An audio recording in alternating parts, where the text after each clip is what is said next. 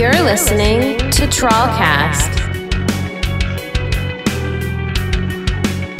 Hey everyone, welcome back to episode 23 of TrawlCast. This is Seth McClellan. And this week we are psyched to have some special guests from the Portland, Maine-based band Devil's Nite Out on the podcast. Since 2015, Devil's Nite Out has been playing their unique blend of metal for live audiences across Maine and New England. The band's latest EP, Dilute Veto Sin, is out there now on Spotify and all the digital channels, and I've been told they have some new music on the way for 2021. These dudes are good friends with the Maine music scene. Back before the pandemic, you could catch members of the band out there supporting live shows pretty much on a weekly basis. In case you don't know already, our own wild and crazy frontman and the co-host of TrawlCast, Sean Matthews, is also the singer and frontman for Devil's Nite Out. Hi, guys. Also joining us today is the bassist of Devil's Nite Out, Scott Tracy. Hey, how you doing, guys? And the drummer from Devil's Nite Out, TJ. Just go with TJ. Right. We'll one name it like it's Prince or Cher or something. People know who you're talking about. Yeah, everyone knows TJ. Yeah, so welcome to the podcast, dudes. Thanks for having us. Yeah, well, happy to be here. I've never done this before. What do we do? How's everyone holding up in this like crazy time we're living in? What have you guys been up to lately in your lives? Surviving. Surviving. Yeah, I'm one of the fortunate ones. My job hasn't really been affected all that much.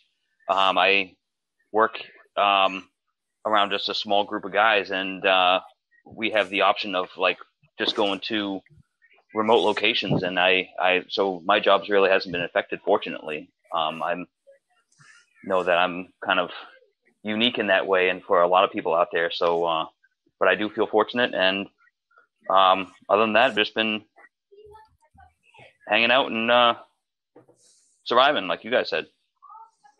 Nice, man.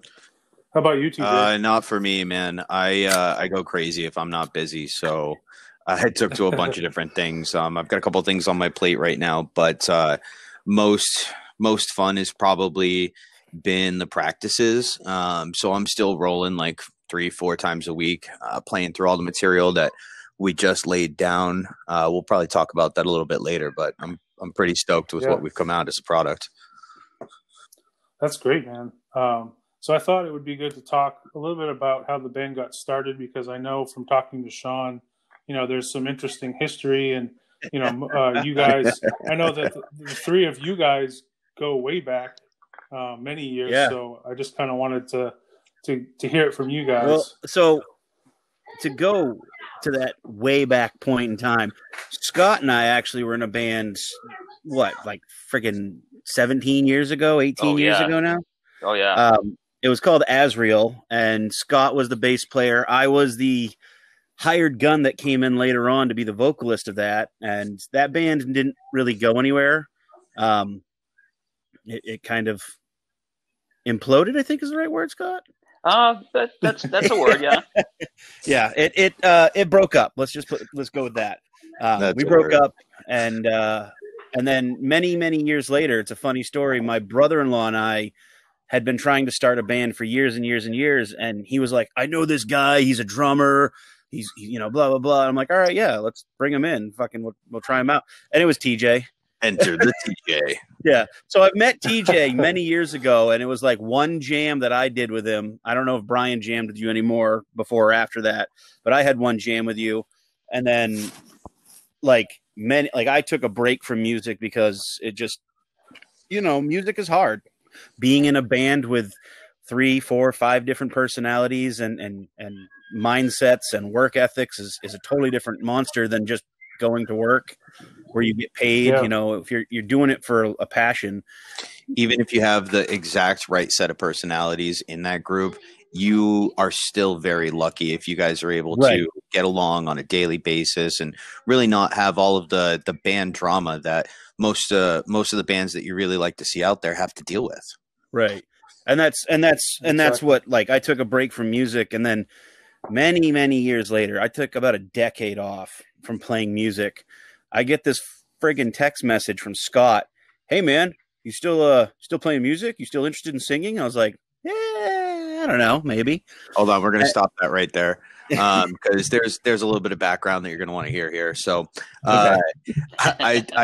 I'd rented this room. I finally got back my my drum kit that I bought when I was 18 years old, and then I went through college, and you can't really play a drum kit in college, not in a dorm. So I had finally rented a spot to be able to play, and I was like, "All right, let's do this." I feel like I'm ready at that point. So I call up this older guy that I used to jam with. His name Randy. Randy. And so we start putting together a couple songs, and we're like, okay, maybe this will go somewhere. So I think we're looking around for a bass player for like, I don't know, 2-3 months easy. And I'm a bartender, and I'm just asking random people that come in like, hey, you know any bass players? Hey, you know any bass players? I happen to be playing disc golf with their old drummer, Kevin. And it was like a couple doubles type thing. We're having a good time. And just like I said, I'm like, hey, you know any bass players? He's like, matter of fact, I do. Funny story with that, though, too, is Kevin was the former drummer of Loki, which is what Seth, kind of broke into the music world for. So there's this four, it's not incestual. No, but it's interesting that we're so well connected within the music scene that you don't get to see that often. Like sometimes some music scenes are so big that you have people that you've never heard of or never dealt with before, and they come in, from the West there, that they're over there, and then they come over here. Like with us, there was this almost like we had all known each other at some point, part of our lives. There's a lot of there's a lot of. This guy knew this guy, and it's like 2 degrees of separation between almost all of us. Right. Going back close to 20 years. If not more. But anyway, continue, TJ. That's really cool. So we have Scott come over and try out, and it was more like you got the job than a tryout. Scott's just incredibly talented, and the fact that you can have a bass player that not only plays bass, not a guitar player that just happens to be playing bass, but like a true bass player. And he's very well-rounded as a musician. It was an easy yes on our part. We were just really thankful. He was like, heck yeah, man, I'm on board.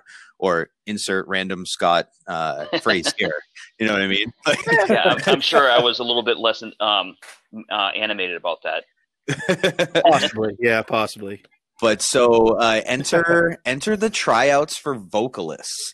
It ended up happening that I had some guy come over and try out, and he's got this raspy, Godsmacky kind of voice, and his girl comes with him, and the only time that they were available was supposed to be like a day or two before Sean was coming to try out.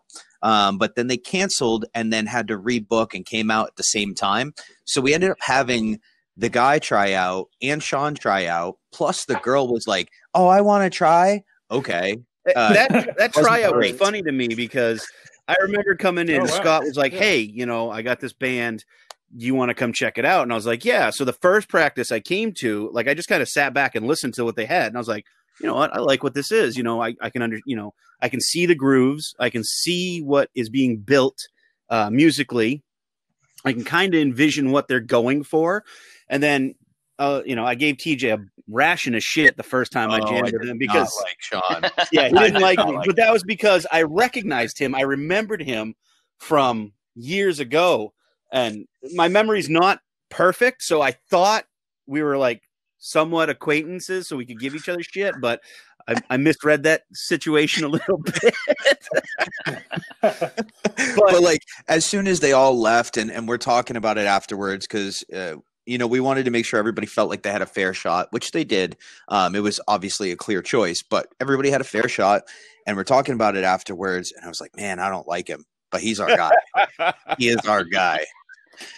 Yeah, you could see when Sean initially started singing. And of course, the song that we were trying people out on was What, which is for a long time has been our like set closing song. It's, audience participation and all that. And, Sean, the words that he sang that night on tryout is what the words are. And Dan, if I know what the words are, I don't know most of the words of our songs anyway. But that's what the song is currently constituted. And you could see TJ, while we were playing the song, going, God damn it. Yeah. You can progressively watch him get more and more like beaten down like mother. motherfucker. I would like to disagree and say that it was more happy and animated. You were. Did it right. You definitely were excited, but at the same time, you could see it was almost like he had a stroke because half of his face was elated and the other half was like, God fucking damn it. You remember that old picture we had of us where you're looking down at me and I'm looking up at you from the drums and it looks like we're about to just go at each other? That's exactly the perfect picture. Yeah, that's it, yeah. So that gets us to the initial... the first iteration. The first DNO V.10, 1.0, whatever. Yeah. Version 1. It was Scott, TJ, Randall, and myself, and we did that for 6-8 months, something like that. And later on down the line, Scott and I, another former member of the band Azrael, our friend Brian Crawford had hit us up like, hey, you guys are awesome. I'm really digging what you're doing. And we're like, oh, thanks, man. Appreciate it. You know, he said he'd been to a couple shows, and at that point, we were talking about adding another guitarist because Randall wanted to be able to give a more, be able to breathe a little bit because he was doing everything a lead and rhythm guitarist was doing in one shebang.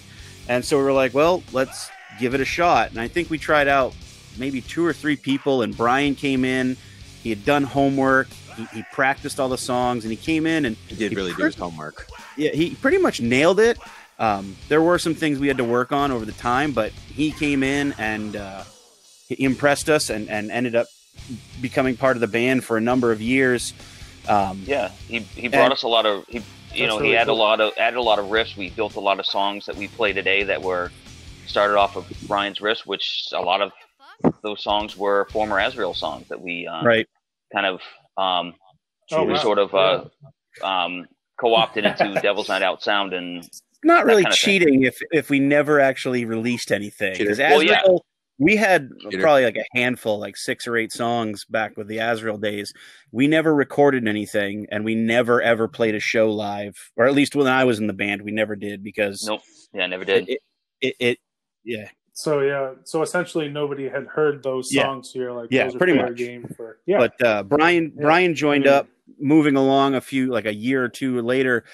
We ended up splitting with Randy, just based on some stuff I think both the band as a whole and he needed to work on. And we decided to, separate from Randy, and we had shows lined up. We couldn't stop playing. Like, we had stuff already set in the pipe. So we were like, well, what are we going to do? We need to find another guitarist. And because Brian was not super confident in that realm yet. And just so happens that Randy was living with Tyler's family, and Tyler's like, hey, I know all the songs. If you want me to step in, we're like, yeah, sure. Why not? Like, so literally we had him, back to front.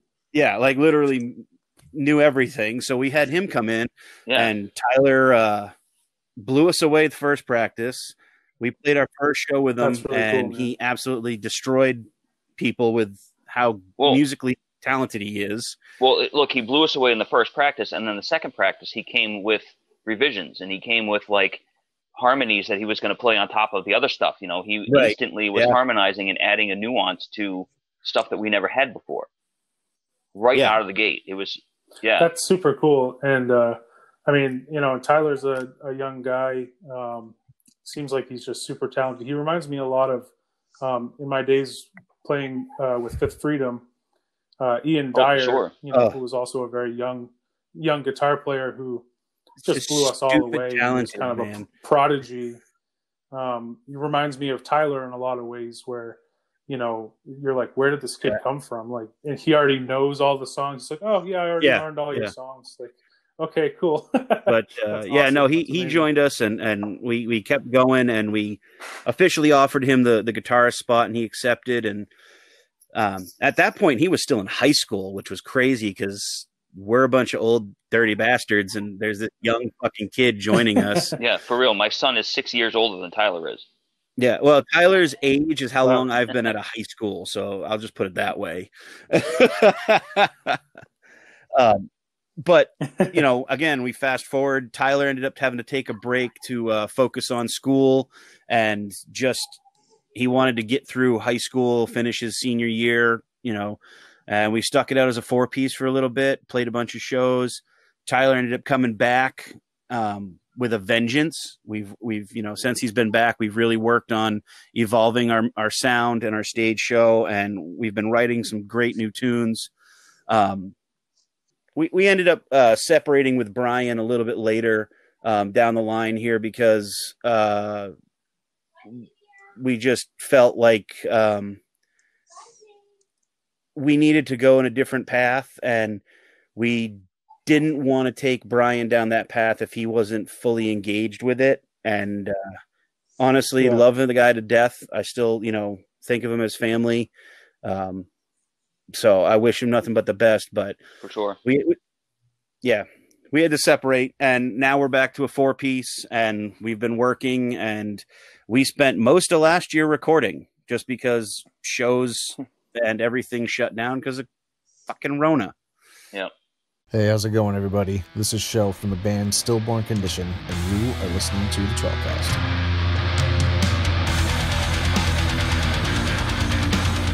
One of the things I remember about you guys early on is that you got to open for Trivium only like a few shows into being second like show. A band that was Yeah, playing it was live our shows. second show ever as a band. Show. Hey, before And I didn't want to breeze over that because I kind of felt like at the time I was like, man, what an amazing way to start a band. Like just about no band gets that super early opportunity to get in front of an audience like that. And I feel like that might have been an awesome springboard for you guys to roll out this band. So I just wanted to it definitely was something different because it was our second show we'd ever played. Our first show was Geno's. We almost sold the fucking place out, man. Yeah, I didn't want to skip over that. That was a big thing. Yeah, we've sold out Geno's on our first show with Loki and Stillborn Condition. Wow. And funny story is it was the first That's show impressive. for both Devil's Night Out and Stillborn Condition. Fact. And sold out Geno's, which was fantastic. They always put on a good show at Geno's, and that was no exception. But second show was mind altering. I thought it was a joke at first when TJ was like, "Hey, what are we doing on this night?" And I went, "Nothing." And he's like, "No, we're playing a show." And I'm like, "Dude, that's like a Tuesday." Yeah, there was a little bit of pushback at first because I didn't really drop the bomb on who we were playing with. Just that I needed to make sure that my guys were available. You know what I mean? Yeah. So basically, this whole thing is TJ's fault. Wow. And that's how those national shows always work. Is they're always like last minute, and they're always on a weeknight, and you have to literally drop your whole life on like 24 hours notice to rise. We were so new to everything, we were too dumb to realize what we were getting into. And then I know I can, speaking for myself, standing up on that stage in front of a sold out house at the Asylum, I never seen that many people in front of me before. And they're all staring back at us going, who the hell are these guys? And then one song in, we had people bobbing their heads. And then the second song in, Sean, being the consummate frontman that he is, had mosh pit going. He had the whole crowd in the palm of his hand 2 songs in. That's still probably one of my most favorite shows ever played because of not only how packed the venue was, which it was unrealistic in my opinion to think of it now. Trivium playing to like 400 max, like that's absurd to me. So the fact that we got to play to that packed ass crowd, it was incredible. I mean, how do you guys feel about your nerves for that night? I took a look back through some pictures and I saw a picture of us standing down at the bottom of the stairwell at the back of the Asylum. And we're just like, we're grinning, like shit-eating grinning ear to ear because it was we're an like, experience. Definitely. We're like, this band stuff is easy. Yeah. What's everyone talking about? Why is it so hard? No, I definitely, thinking back on that night, I was nervous getting to the venue. But once I was in the venue and they had like packed it in with people, and luckily we kind of had an in with the sound guy. He actually played our intro music, which we kind of haven't played in a bit, but he played our little intro ditty. And I know there were some people that were, a couple people came up to us after we played and were like, "What, dude, that scared the shit out of me." Like, because we use the American Horror Story theme as our intro kind of walkout music, whatever. And there were people that are definitely like, what the fuck? Like, I didn't know what was going to happen. I was terrified. And you guys were awesome. Like, really appreciate it. I mean, once we got on stage, for me, and I know I think I've said this on the podcast before, Seth, is I'm a different person on stage. So I don't necessarily know what's going on. And pretty much I just followed TJ's playing this song. I know where this is going. And that's where we went to. And I think I set a record for saying the word fuck and motherfucker on stage. I think you do that every show. I try not to, man. I work on it. Funny note, I was literally working all the way up until about 10 minutes before our set. Yeah. He was the bartender at the asylum and had to work until we played. Literally. Like he and wasn't as soon as even we were like, done, he was back on the bar. No. Why do I always get stuck with that? No. Well, I never played a show like that ever. And I was chewing my fingernails off before we got on stage. And I've lately, I mean, over the years, I've kind of grown into a stage personality or whatever. I mean, I've loosened up a little bit, but you can see, I feel like I was a statue up there, you know, just kind of playing, just hopefully I was hitting the right things at the right time. And I believe that we did, but it was quite an experience for me. It's something that I was not prepared for, but very, very glad to be part of. Randall, when he was on, and that's all I'm going to say about the difference between on and off, but when Randall was on, he had his stage presence on point as well. If I'm not mistaken, he used to come up there in the mask, like from the get-go, but with his white warlock and like a shitty tattered old like early 2000s metalcore look, like he got up there and he would rock all over the place. So I still give him points for that. Like, at least I know he could get up on stage and put on a show, not just be a statue. He was the like on. Yeah. I mean, he was leading the band at that time, and was between him and Sean supplied the stage presence for sure. I remember somebody saying like, just before we started, Randy kind of turned around and put on his mask, and then we turned back around to the crowd. The people in front of him kind of jumped like, who the fuck is this? Yep. Hey, what's up? This is John from Alliance. You're listening to Seth and Sean on TrawlCast.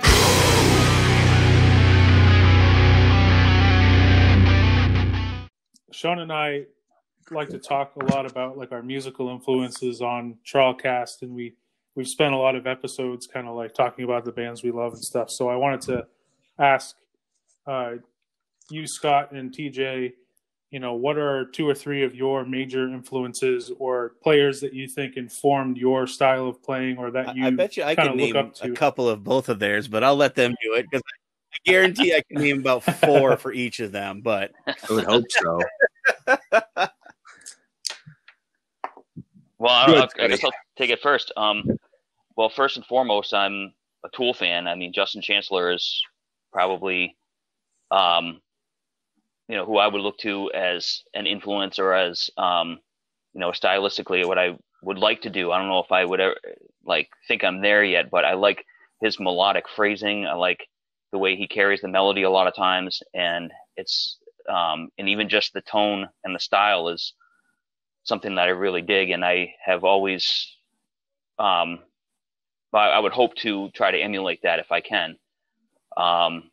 You know, and then after that, I just always loved Mudvayne and Ryan Martini from Mudvayne. And in, you know, in terms of like his style, the way he plays with like the bass is a second guitarist in that band. He strums the chords and does a lot of those things that I would always love to do. And I also like, you know, going back to jazz and funk. I have, you know, Victor Wooten is obviously a hero of most bass players, and I mean, absolutely. You know, styles like that. I won't say that those influenced my playing, but I just love the way that jazz bassists add to any kind of band, whether it be a trio or a quartet, or you know, big bands and that sort of thing. Yeah, man. I think we have you and I have a lot of the same influences, and just we're kind of cut from the same. I was going to cloth of the say, music Seth, that why we don't you just like, name so- off some of your influences, and Scott will be like, Well, you Yep. can't see me, Yeah. but I'm nodding my head. Yeah. So Well, and it's Seth, and it's like you and Adam yeah, introduced me to the band Carnival, and I just love that. the way they play, the way their sound is, I can't get enough of it. It's the station on Pandora that I listen to nearly constantly is Carnival Radio. Just the way that they just build songs and their musical talent is just astonishing. I can't get enough of it. Yeah. Oh Their yeah. rhythm section is just bananas. John Stockman is incredible. And how about you? So, TJ? as far as like musical influences, I'm probably one of the heavier guys in the band. If the if the breakdown was an area code, I would move directly there. I really, really grew up Nice. and it got instilled into me in my style of drumming. What I would call some of the big three of my era: Lamb of God, Kill Switch, and As I Lay Dying. Jordan Mancino on the drums for As I Lay Dying. I still love listening to the riffs today. He's got such a flowing double bass pedal. It's so much fun to listen to. The Shadows Are Security album, if you just put it on, listen to it from start to finish, that's like it's an emotional roller coaster done audibly. It's just fucking perfect. Lamb of God, Chris Adler. Cool. I mean, I've literally seen the original Lamb of God DVD probably more than 1,000 times, like realistically in my life. And then Kill Switch, much the same. I was a big Howard Jones fan, but people don't give Justin Foley, enough credit. He's the new iteration of the drummer, the redhead. He's a little bit more quiet, introvert style, but the way that he drums is the way that I would put the same thing for a bass player. You will notice if you do not have a bass player or do not have a good bass player on stage, but when you have a great bass player, there's some times where you just don't notice because you don't notice there's any brown notes because there aren't any. And Justin's really good at doing that. Yeah. How about you, Sean? I mean, it's a good opportunity to kind of like just give 2 or 3 that you. Well, I mean, I've always touted Corey Taylor, any of his projects, as a big influence on me. Mostly because I feel it sounds very pretentious of me, but I feel like I'm in a Corey Taylor situation where I have like his Stone Sour and Slipknot. That's kind of what I have with TRAWL and Devil's Night Out. TRAWL isn't necessarily as heavy, and I don't think it ever will be as heavy as Devil's Night Out. And I don't think Devil's Night Out will necessarily hit the same strides that TRAWL hits musically, just based on I want to keep those two entities separate so that they don't become like, well, that's a TRAWL song that Devil's Night Out is playing, or that's a Devil's Night Out song TRAWL's playing. Like, I want to make it as clearly defined as possible. And I think Corey Taylor does that amazingly well with Stone Sour and Slipknot, where, one's hard rock, one's heavy metal. You can definitely tell the difference between the two. I've always, found myself going towards, some oddballs that not a lot of people would think of as influences for me, but like Mina Caputo, the early days of Life of Agony mean more to me than most people will ever know. Hence why I have them tattooed on my leg. The early days of Life of Agony, the first 2 albums really were something completely mind-blowing to me because I was 15 at the time of hearing those, and I was like, oh, what is this? But again, please note that wasn't a pornographic magazine that he found and was like, whoa, what's this? It was that was 5 years earlier, so it's okay. Barry with 2. Does that make him 7? No. Maybe. Drummers count to 4 and repeat. Cut that, Seth. So Mina Caputo, Corey Taylor, definitely. I will say, like, screaming wise and more aggressively, I've always been a big fan of the bands that have, speaking of like Trivium, Matt Heafy, like, he can scream and he can sing. So I've always been very well, enamored with that aspect of him. And I'll get real odd and say people like, Perry Como and Elvis and Johnny Cash really kind of, the emotions they put into songs were something that really helped me build what I built, for Devil's Night Out and TRAWL. This is Ian from Division North, and you're tuned in to Good Cop, Bad Cop on TrawlCast. Mirror to mirror, the one who looks at you looks through the disguise. Every band or every musician has songs that they love to play, and then maybe that one song that they dread playing, they just don't like to play it for whatever reason. I was wondering if that was the case with you guys. Yep. Do you have like a favorite song? Yeah. And then a song that you're like, why are we still playing this? Or... For me, one of my favorite songs to play with Devil's Night Out is there's two. I love playing Run Rabbit Run. It's just a banger of a song. The crowd goes crazy. I love playing it because the ding that happens in the middle of it, the ding. It literally makes me feel like I'm powering up to just literally tear down an entire world with my fucking teeth and nails. So that's definitely one of my favorite songs to play. And we haven't really played it live per se yet. We have played it maybe once, but I'm really digging one of our new songs. It's called 6.101692. 6 point blah blah blah. Yeah, 6 point blah blah blah, as we call it in the band chat. I love what we wrote musically. I think it shows an evolution of the band. I think it definitely shows a lot of our influences kind of thrown in there. For me, it reminds me of, I don't know how many times I've listened to it now since we've had, it recorded and the mix is back, but it definitely reminds me of early Poison the Well days, musically and like vocally. So I'm definitely digging that one. So, yep. TJ. Okay. So as far as songs I like to play, The Battle Within, of all of them, I actually enjoy playing kind of the most right now. In our current iteration of songs that we play, it's intense enough that I have to make sure that what I'm doing is on time, on point. Of course, like every song as a drummer, but this one in particular has a lot of different variations on the drums that might not be in many of the other songs. And for the same reason, I really enjoy playing The Ride as well. They both give me kind of like a creative outlet where I'm able to add flair in individual shows while still playing the original song that we recorded. So for me, those two are probably two of my favorites to play. That might be a surprise to these guys, but it's, no, for whatever reason, like it is really a lot of fun, and they will probably razz me for it, but I hate playing What, man. I hate it.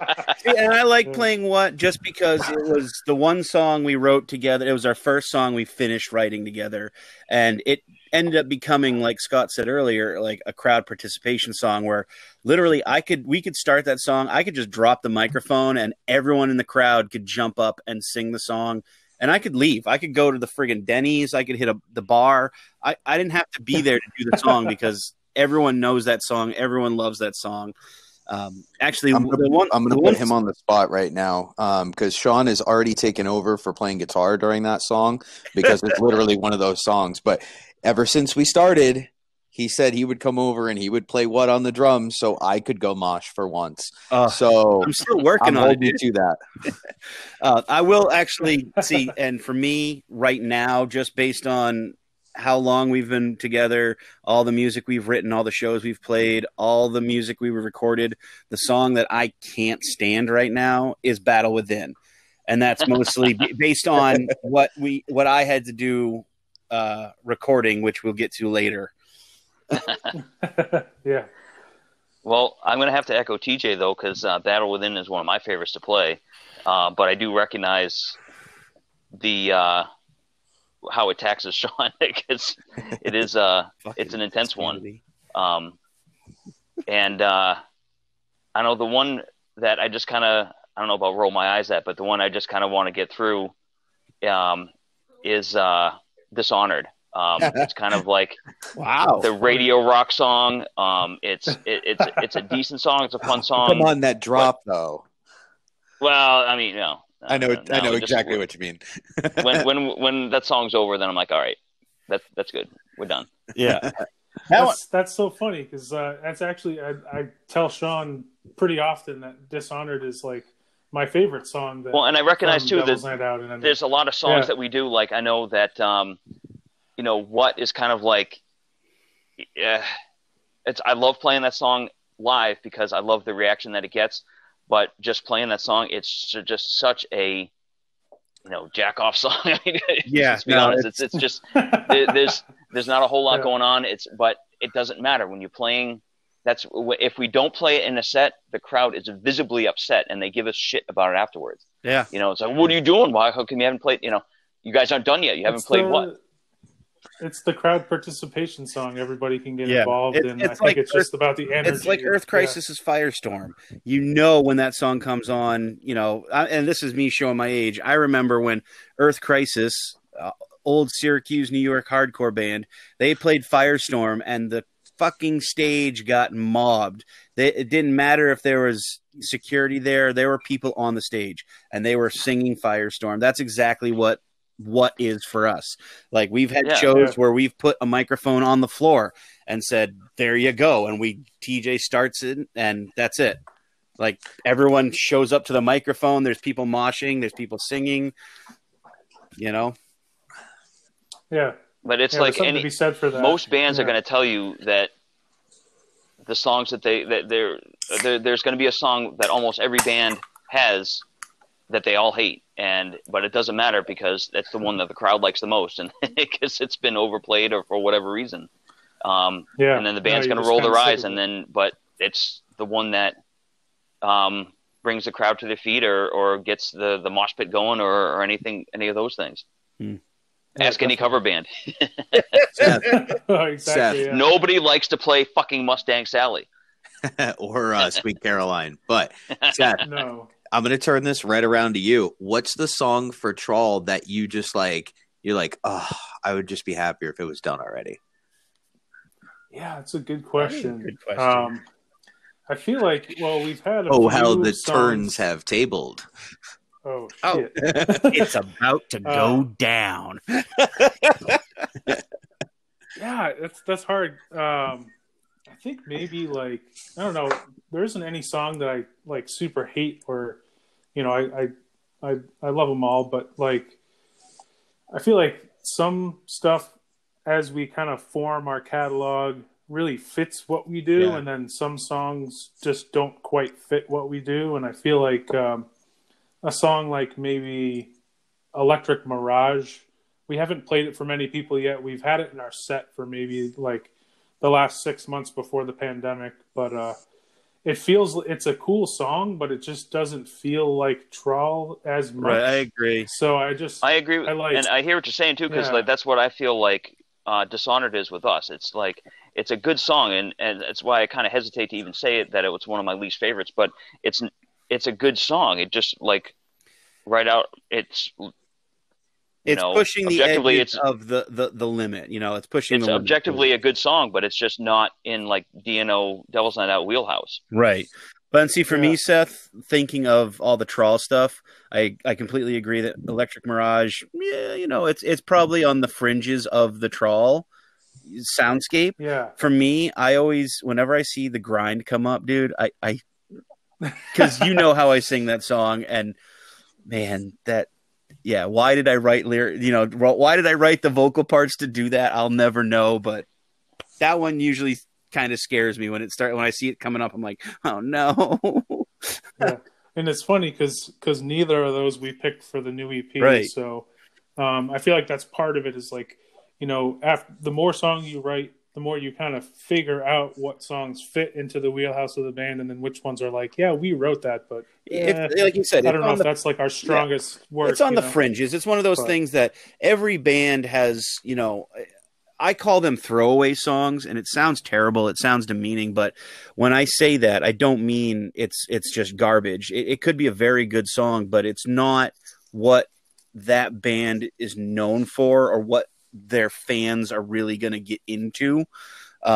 What's up, my friends? This is Vinny from Diana Drive, and you are listening to TrawlCast. Everything is gone in your hometown. You're alone now. It's a ghost town. Everything is gone in your hometown. You're alone now. It's a ghost town. So I wanted to ask you guys about the video for Run Rabbit Run, because I think it came out pretty badass, and it was, really fun and campy and kind of like a B horror movie. That's what we were going for, sort of way. And I just wanted to ask you guys like about the making of it. I know, was that the first like full on music video you guys have made? Yeah. Yeah. Yeah. All right. That's it. Yeah. No, that was our first real endeavor into a quote unquote real music video. Like where we had to pay somebody and do, like there was actual cast calls and production days. Stage directions and everything. Yeah. Yeah, and it was fun. Huge shout out to DJ at Outcast Media for sitting down with us and working with us to produce that. We went in with a somewhat of a vision of what we wanted to do, and then when he got a hold of it, it was better than what I anticipated, because like you said, it's kind of a B movie campy kind of scenario, and that's really what I wanted to do, because it just felt right for that song, where it's a little goofy, but we got to have some fun with it. And Lexi and Dylan, the other two co-stars of the big shout out to Lex and Dill. Yeah, absolutely. They and Boobier. And Booby. They all helped out immensely, and it was so much fun doing that. It was a lot of hard work, and we spent 2 full days killing in the sun. Yeah, in the sun. August sunshine. I had a blast. I got to be an angry motherfucker the whole time. I was gonna say, yeah, you got that like bordering on like insanity kind of thing. I really liked some of the effects that DJ got with like your like head moving back and forth. Oh yeah, quickly, and, like, that was wild. There was some really cool stuff in there. Yeah. No, I was impressed with the production of that. I think he did a well, killer in any job. bands and actually DJ does a lot more other stuff, but anyone looking to do photography or music videos or anything like that, look for Outcast Media on Facebook. I don't remember the website off the top of my head. DJ does a great job, and he's really into what you want to do. Like, he's not going to be like, all right, what do you want to do? Oh, a music video. All right, this is what we're going to do. Like, no, he'll actually listen to you and take what you're saying and try to make it more like photogenic, I think is the right terminology, because he wants it to work, but he doesn't want it to look like shit. No, he did a really good job of like listening to the input that we had, and then taking our ideas that we had came up with kind of collectively and putting them down on tape in such a way that was better in a lot of ways than I think we thought it was going to be. I mean, I really think his artistic vision came through pretty well in that one. Yeah, and I think it really, for me, like, I listened to Dilute Vito Sin when it came out. A little bit of time went by, and then you guys released that video, and I think it really gives kind of a second life to, a song, and really adds a new context to it that, like, if you're a fan, but, like, you never actually visually saw anything surrounding, the band or that song, you're like, whoa, holy shit, like, what is this? It just adds, like, another layer to it. So I think it was pretty powerful for you guys to put that one out. And thanks, man. congrats on that. That was Thank you, man. Yeah, it was a lot of fun, and I mean, like I said, anyone who wants to get out there and hit them up, check out Outcast Media. It's facebook.com/OutcastMediaME.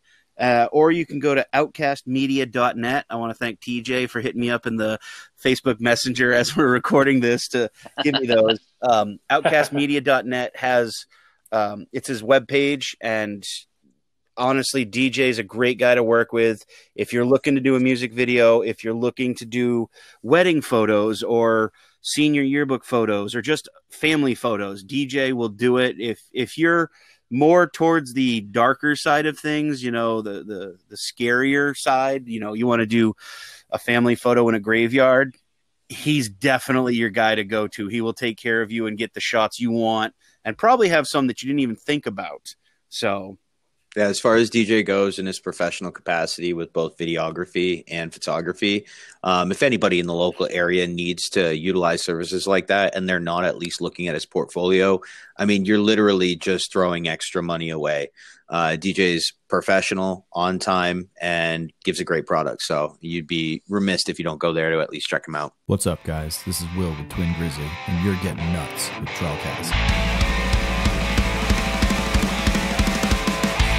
So finally, I know you guys have been working really hard on new songs with Mr. Adam Nichols at the Blanket Fort Studios. I've been really excited. I've been talking to Sean for like this past year about this material and what you guys have been up to and kind of like following along in the process of you guys making new music. So I wanted to, just have you guys talk a little bit about, making the new release that you guys have coming out and kind of when people can expect to hear it. I don't know if what you guys have planned, but just kind of take it away with whatever you want to share about the new music. Well, I mean, we all kind of decided this would be a good area to talk about it because, it's a great medium and being able to talk and people hear us is always fun. I mean, this is a little self-serving because this is a podcast that I'm a part of, so it's kind of weird for me to be technically interviewed, but at the same time, I'm doing my own damn podcast. No, we had a lot of fun. Were we going to release the name now? I can't remember. I mean, I think so, yeah. I don't have any problem with it. Yeah. Like, I mean, we're definitely solid on what it's going to be, and I'm pretty stoked and proud about it. So let's do it. So okay. So we had a lot of fun. We spent quite a long time working with Adam Nichols of Loki fame and others, and the Blanket Fort up in Sabattis, Maine. There, and we decided to go in with 11 songs, and do a full lengther. Yeah, we went with a full length. Like I said, we worked on a couple new ones that no one's really ever heard of before. We brought back some ones that we wanted to redo in a more proper setting that we've done before, but maybe we felt like they didn't capture properly or weren't done the way we wanted them to be done. I mean, definitely the one in particular that we're all thinking of. I'm going to call it Frankentrack, but you don't have to say what it is. No, it's Frankentrack. Well, so the album is going to be called When a Good Man Goes to War. Date of release is TBD right now, mostly because we're working on some other, finalized details of it. But it's an 11 songs, full length CD. We have a good mix of songs on there. We got a couple new ones that no one's ever heard of.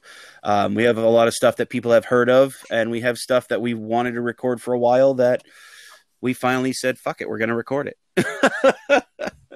There's some really, really good tracks on there. I definitely wanted to dive into some of the ones that came up that I didn't think I was going to love as much as I did. Yeah. And for the simple, straight purpose that that everybody's pretty much heard it. It's been in Devil's Night Out rotation for a while, but it's been holding off on getting recorded because of a special secret that you'll be able to find out on the album coming to you sometime 2021. That's what you call a tease right there. That's right. But the Nice. addition that came into this song really just brought it new life. And if you really wanted to pick apart what Sean was saying earlier about how his vocal influences are really just a dominant Corey Taylor and then a subsidiary everybody else, this song shines. And welcome to the family, man. Family values. Father, dear Father, what did you inscribe into him? A broken son in search of sin. Crawling through the muck to find gains in a world full of bloodstains, creating a deep darkness. Living shattered minds, snorted lines, and veins filled with a poison. It's captured all inside your chest.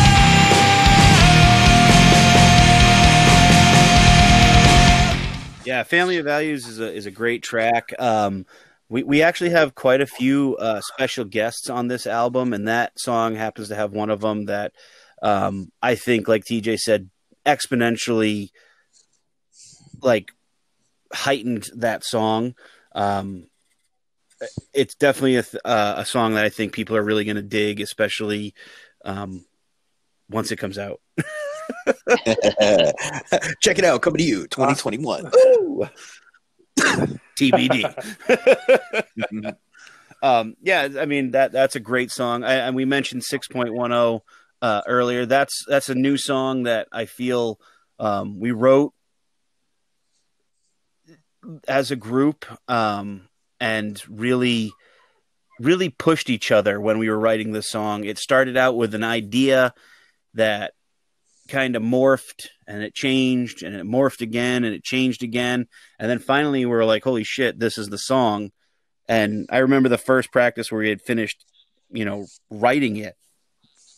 You get all giddy about it, where you're just like, you're literally just like screaming it at each other or singing it to each other afterwards. Like, man, that's the jam today. That's the jam. And that's the thing is we played it once. We're like, all right, let's do it again. Like it was trepidation. Like we did not want to be like, all right, fuck yeah. Like we were like, okay, hold on.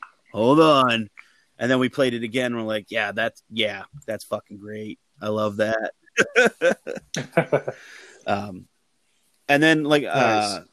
Some of the other tracks that are on it, we decided to record Jury, which is again another one of those somewhat radio rock kind of songs. It's a little bit lighter on the DNO spectrum, but I definitely feel like it's a good ripper of a song. Just the work that all the guys did on the album from a musical standpoint. Yeah, Jury's like a down tempo compared to what a lot of our songs are, but there's like the message behind it and the feeling behind it is just it's one of my favorites. And like I was saying, like the way these guys work their asses off. I know every one of the guys in the band went in for multiple days to work and rework and then re-record and fix and tinker and adjust and all that stuff. It really showed tenacity and a love of the music to get in there and do that and to do it as much as they did. And I mean, I know I've mentioned it before on the podcast, but I was in there, I want to say a total of 6-7 times doing vocals. And that's one of the reasons that I hate the song Battle Within right now, is because I can't even remember. I think it was like 8 or 9 vocal tracks throughout the whole thing, like multiples and doubling of tripling. And it was the last friggin' ounce of that song that came out of my mouth was the last time I ever wanted to sing that friggin' song again, because I definitely put most of a full day into that one song. I think that day I went in, I think I touched up a couple things on a different song, and then we started working on Battle Within. And I mean, Adam and I started around 11 o'clock. I think we started with Battle at about maybe 1 o'clock, maybe 1:30. And I left there at like 8 o'clock at night, just completely wasted of energy, and ended up having to come back the next time and had a special guest come in on this song as well. Adam and I had sat down and had a talk about the meaning behind the song, and the meaning of what A Battle Within is supposed to be about. And he goes, well, what about this person? They've, had some battles in their soul and in their heart and in their mind and their bodies. What if we brought them in to do the parts that you're fighting to do right now? And it'll give you a chance to breathe, a chance to break, from singing. And I went, that's a great idea. And we called this person up and they were like, absolutely, it'd be my honor. And he showed up and destroyed the vocals on it. I thought it was like, why weren't you here in the beginning? What the hell? Very cool. Yeah, you could have saved a lot of takes, man. Can't wait to show you who that is. But he's right though. That song right there. I mean, I know it's the one that Sean has, the most angst about, but that's where the title of the album comes from, because it's just there's a recurring lyric in there, when a good man goes to war, and that is just the what do I'm trying to say here, the feeling of the song just kind of pervades through the whole album. That fighting against demons and all that stuff, and yeah. it's a kind of motif that kind of is recurring through a lot of our songs, and it's just like how it's really what a lot of the whole band is all about. I think that's a great point to make, is the title of the album is When a Good Man Goes to War. And when we sat down to try to figure out a name, like we had a bunch of different stuff, and I had some weird Latin thing that meant like battle in the mind or war of the mind or something like that. I can't remember off the top of my head. Oh, wait. If we're doing failed album title names, can I say the funny one? Yeah. New Metal Revival. Damn right, dude. We had a few names that were like, you know what? That's probably not the right course of action for this album. Yeah, I would never want to pick up a copy of New Metal Revival. Right. That's all I'm saying. When we started going, like we got through the giggles and the laugh, and we got down to like the serious business. Don't be so serious. Serious.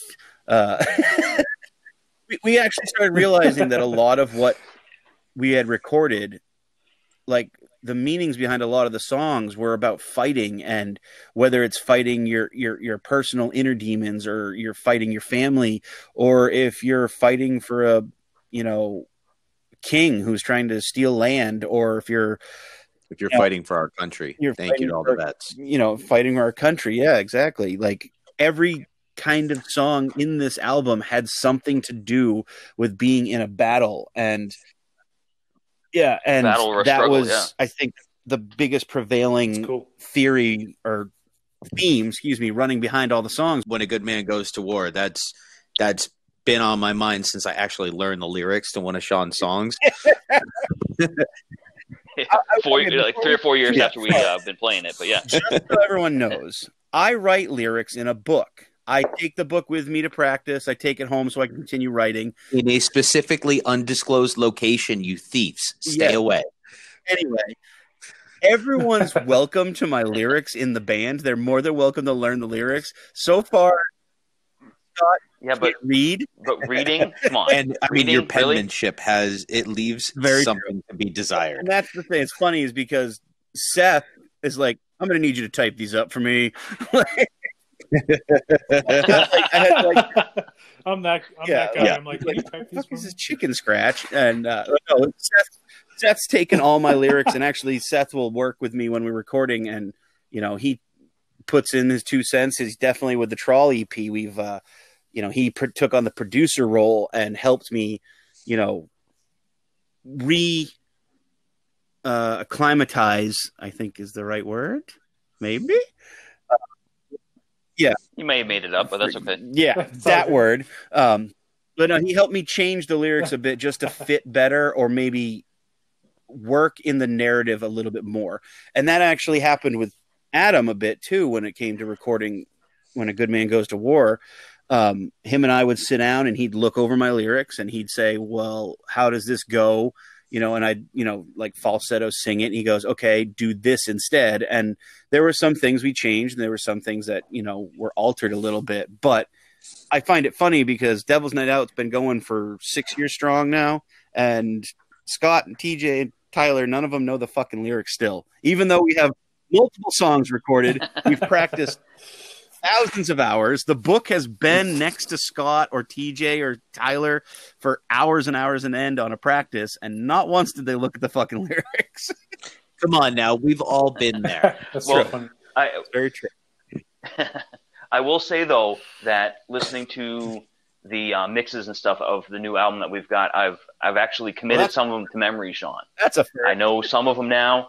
I'm not going to sit here and tell you that any of them are come out of my mouth when we're playing. You're just talking when we about get the to play first again, track of the CD, but- Scott. It's okay. We know.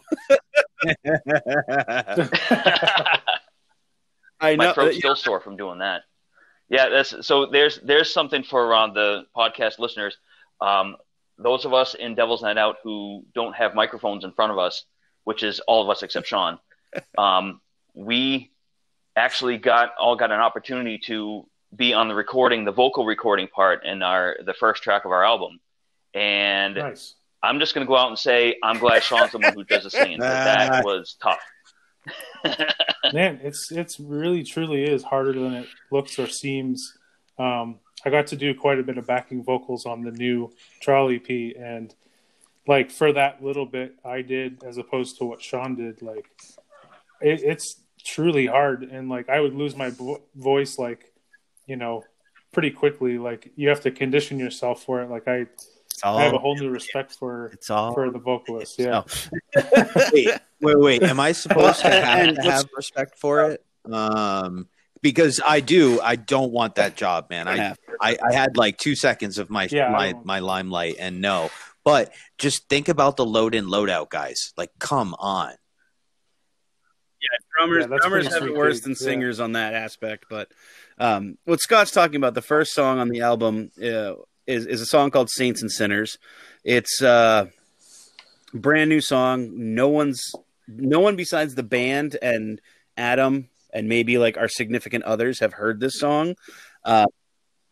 And some guest musicians have heard it, but it's a song that we're hoping gets crowd participation because everyone in the band put their vocals on the song. We had some guest vocalists on the song. It was meant to be, originally this was the throwaway song. This song was not supposed to be anything except for like a minute or two of just filler, just to be like, fuck it, now we got 11 songs. The song is it's got multiple layers, multiple vocal parts, and a lot of dimensions. Yeah, it's huge. And what Scott's talking about is there's a certain part where Adam's like, all right, you need to do this line, and you just got to repeat it a bunch and just go with the song. And for me, like they had me go up first to redo it because I had to redo some of the lines. And the guys were all like, yeah, okay. It shouldn't be too hard. And like TJ got up and did a great job. And I know it's definitely not what he wanted to do. I could see there was a bit of uncomfort there. But he did a great job. Tyler did a great job. And Scott got up there and was very uncomfortable and definitely lost his voice about halfway through, but he pushed through and did a great job at the end.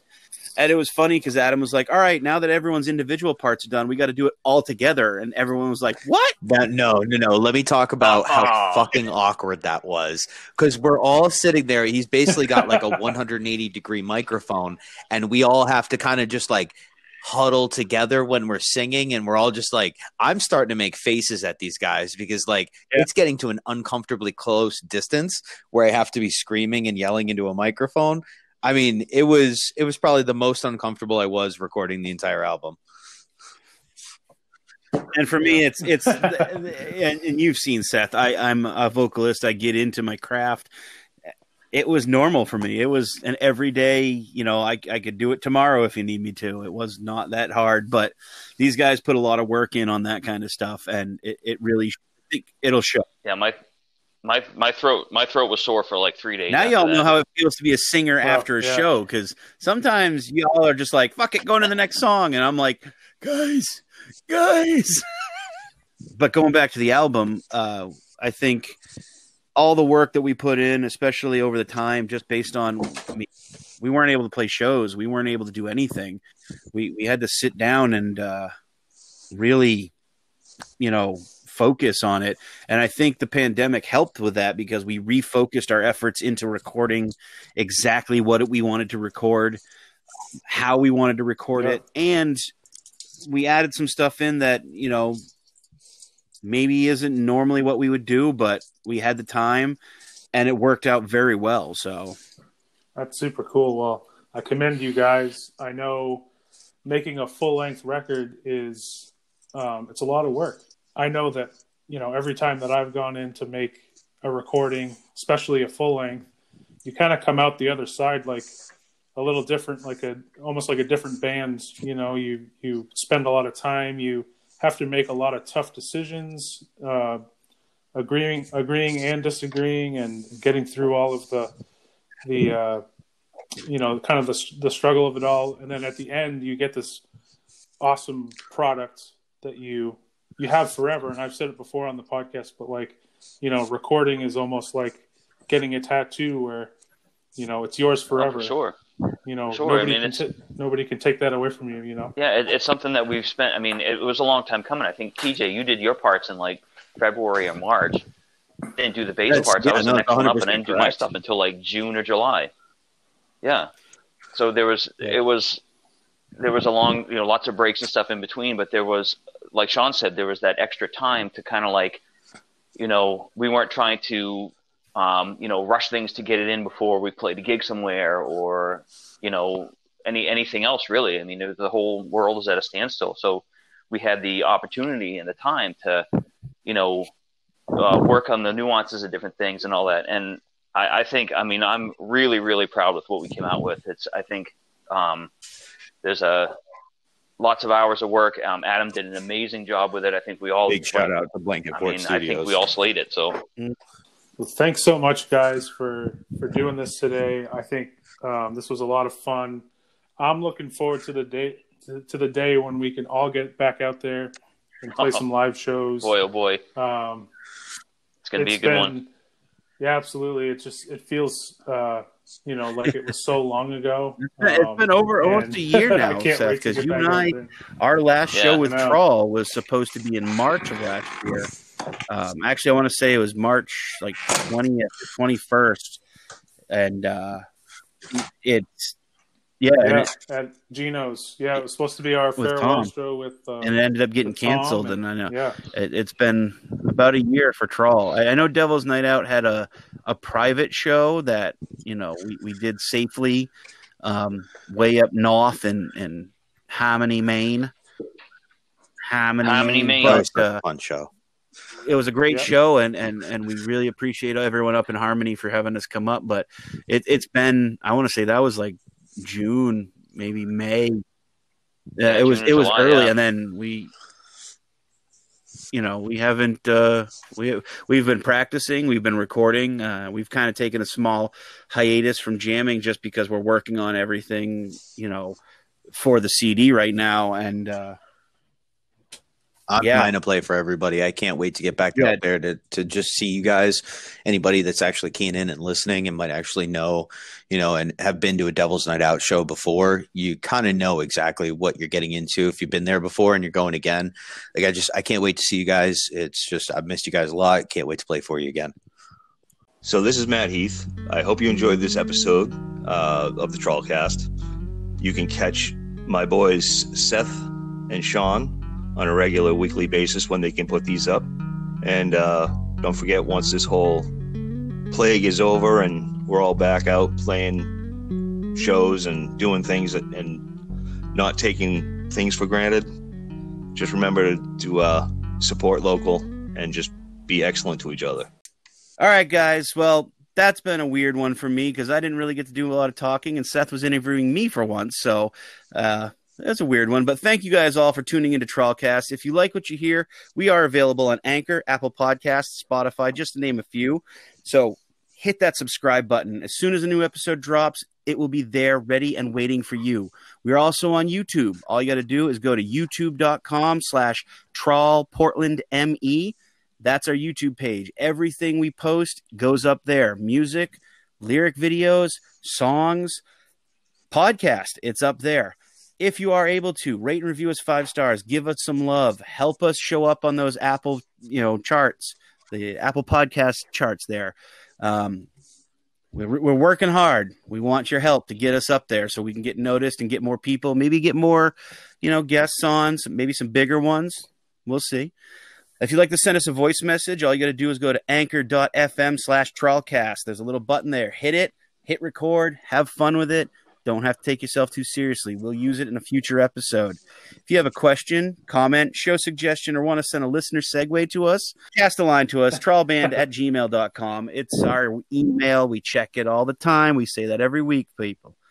For more information about Trawl and all things Trawl related, all you got to do is go to www.trawlband.com. That's our website. It has links to music, it has links to videos, it has links to merchandise. Trawlband.com. Go there. You will not be disappointed, ladies and gentlemen. Again, thank you guys so much for tuning in this week. We had super fun time with the guys in Devil's Night Out. Again, this is a little weird for me because Seth interviewed me. I kind of snuck one in on him with the records and the vinyl. So he snuck this one on me. But my name's Sean Matthews.